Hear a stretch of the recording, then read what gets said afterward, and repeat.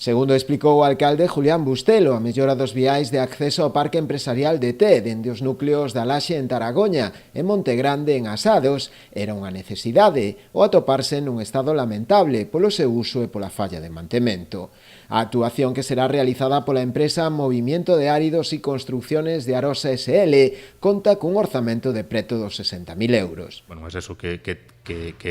acolle un tráfico importante todos os días de conexión tamén entre estas dúas parroquias e que está francamente nun estado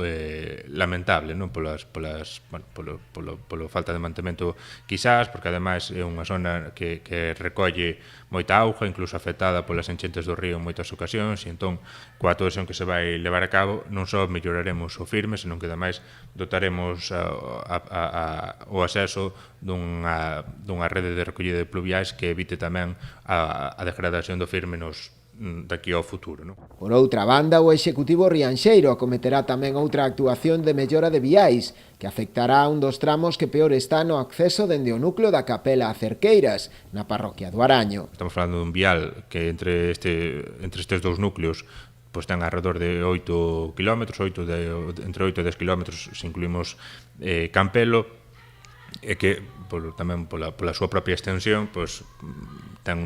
puntos en mellor ou en peor estado. Neste caso enfocámonos seguramente no tramo que peor está, un tramo de 1 km no que se destinan aproximadamente 60.000 euros para cambiar o firme, mellorar tamén as beiravías e o repintado posterior do tramo. Neste vial xa fai uns meses se fixo se pavimentou un tramo de aproximadamente tamén outro kilómetro cun investimento semellante, neste caso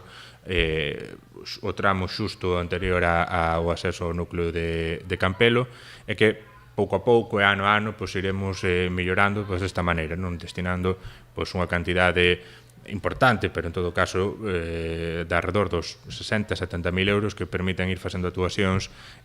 fase a fase, paso a paso, dado que, evidentemente, facer unha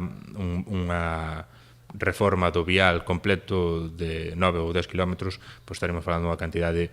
seguramente inasumible neste momento para o Concello.